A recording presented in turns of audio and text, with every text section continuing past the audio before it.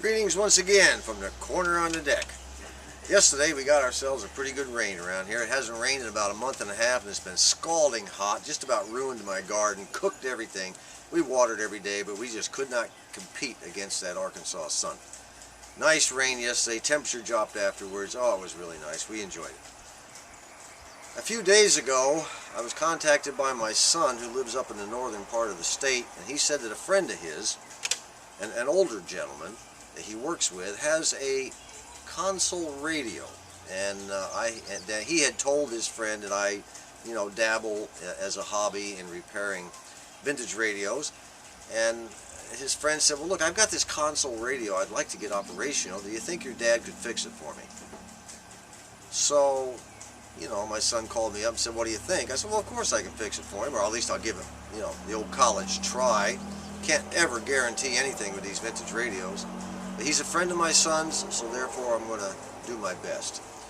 Well, this past weekend, my son came down with his wife and their little boy, which is our grandson, our youngest grandson. They came down for a karate tournament, a World National Championship karate tournament in Little Rock.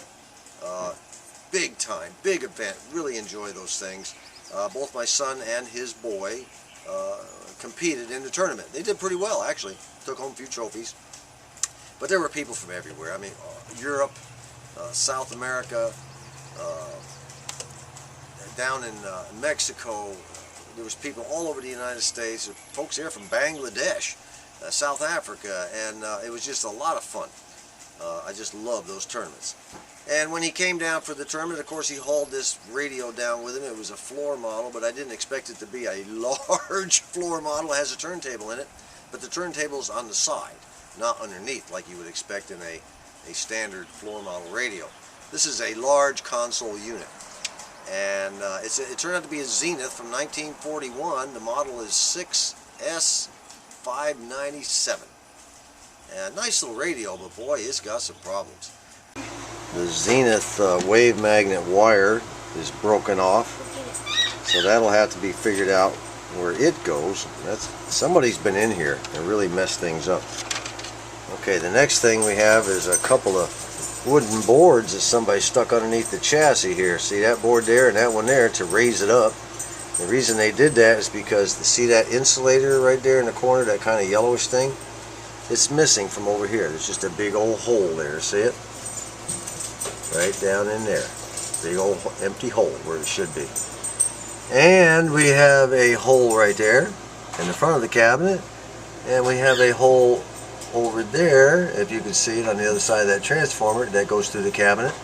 They should not be there either. Those holes are supposed to have things in them.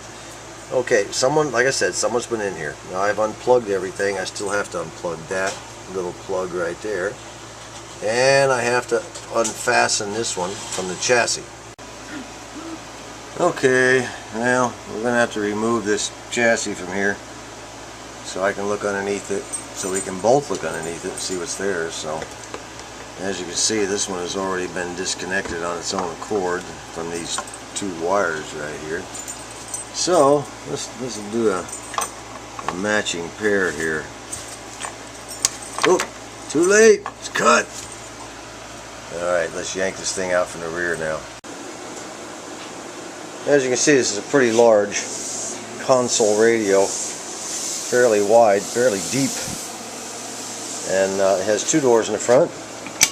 This one, I've already removed the radio. On the other side is a turntable. Now, this radio, my dogs, these dogs, they come in there with their ID tags jingling. Anyway, this is not an original turntable to this radio. This is a Voice of Music. The original turntable in this radio was a 78 RPM. Now this one is multi-speed, and like I said, Voice of Music. Now this up here was the needle cups that held the needles for the 78 RPM turntable that was in here. And this switch right here is a light. So when you open the door, it lights up a light up underneath there. I don't know if you can see it very well, but it's pretty good sized light up under there. And it lights up so you can play your turntables, put your records on. Anyway, the speaker cloth's in pretty rough shape. Needs new cloth, which I can help him with.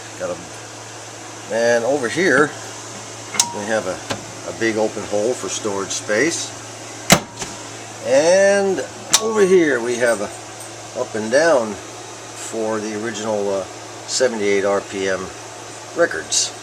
Stored them vertically, top and bottom. And you can see that this says shortwave, broadcast, automatic, and then phono and radio, which is the inside larger knobs. Anyway, let's get the chassis out here and take a look at it and go through it and show you what we've got. The dial scale looks very good, and the dial needle looks good. I'm probably going to remove that needle depending on what I have to do. I don't want that thing to be destroyed in any way. It's not like I can just run downtown and get another one of those. In fact, I can't run downtown and get another dial scale either, so I may wind up taking that off. Until all the repairs are done, I'll store it away in a box for safekeeping. Okay, this is a 1, 2, 3, 4, 5, 6 tube radio. Now I have the rectifier out of it right now, which is a 6X5. From what I understand, the 6X5 is notorious for shorting internally, and when it causes shorts, it will take out your power transformer, because the short will cause a lot of current, excessive current, to be drawn through these old power transformers, and they'll just wipe it out. Then again, I've had others tell me, well, you know, if everything is cool and you don't put too big a electrolytic caps in it, you know, you don't do this, you don't do that, the 6X5 will probably last you forever. This is a potted transformer. It doesn't look like your normal transformer. It's inside a can, and then it has, I assume, potting around it. I've never looked inside one, to tell you the truth, and I'm not going to take it and remove it just to find out. I have checked out the primary and secondary windings on it, and they do read good continuity per the schematic. A lot of cleaning needs to be done. As you can see, the dial string is broken. Where the heck's my finger? I can't even find it in the camera. Okay, there it is. The dial string is broken, but it does work. You know, it works very nicely, nice and smooth, so that's a good sign. This is kind of an interesting affair. Let me show you this.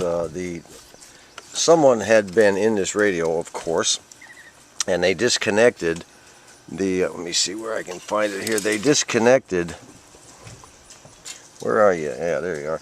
They disconnected the wires from that round can you see right there, which is the filter can, and they replaced it with this one here, and they just electrically taped it into the bottom of the chassis. I guess, you know, when you need it, and they wanted to hear it play. You know, and it probably worked fine. It probably worked fine. Everything else looks pretty original in here. Maybe this thing has been changed. As a matter of fact, I can tell it has.